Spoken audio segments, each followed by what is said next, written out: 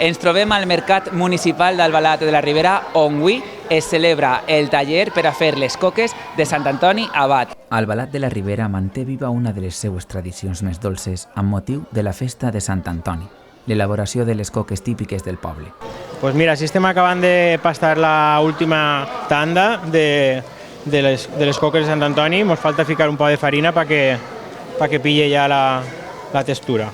Una costum arrelada que s'ha recuperat gràcies a la implicació del veïnat i de les associacions locals, amb l'objectiu que no es perda amb el pas del temps. Per a qui no coneixia la recepta, poder aprendre a fer-la i després també per a col·laborar en el que seria la confecció de les pastes que se repartiran el dia de les fogueres, el dia de Sant Antoni. Més les beneïm perquè els animals tinguin salut i tot això, però acabem mitjant-nos les persones i un trosset a l'animal.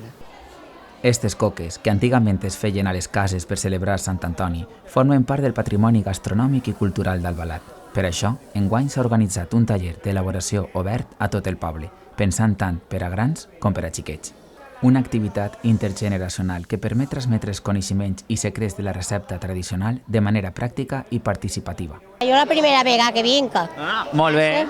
Nosaltres som de les ames de casa d'ací d'Albalat, saps? I han dit, pues anem en representació de les ames de casa.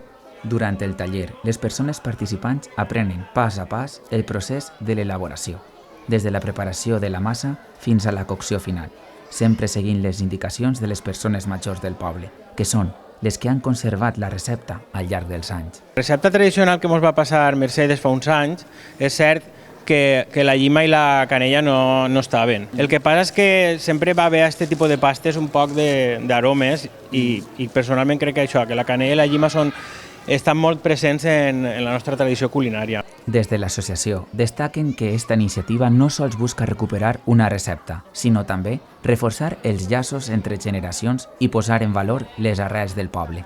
Falta enrotllar-lo, però clar, això se tenen que xelar i entonces dona feina perquè tens que tallar els paperets i necessita quan ja estiga tot el producte xelat i tot bé. I entonces una velaeta ho enrotllés. Una manera de fer festa, de compartir i d'assegurar que les coques de Sant Antoni continuen sent una senya d'identitat d'Albalat de la Ribera durant molts anys més. Visca Sant Antoni Abat!